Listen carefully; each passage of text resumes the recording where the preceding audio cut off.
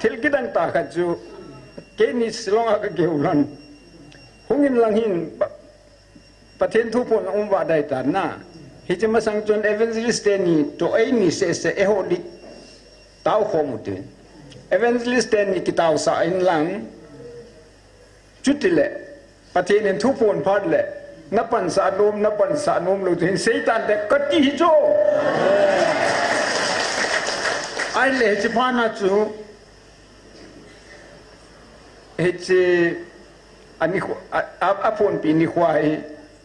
chi te ti aya chu mi pha chu bia taw pi ding maintain sula ke man le ka bu ka bol chu ka final go nintin ya ki man lo ya chu ka taw hom lo lai u cho ai wanga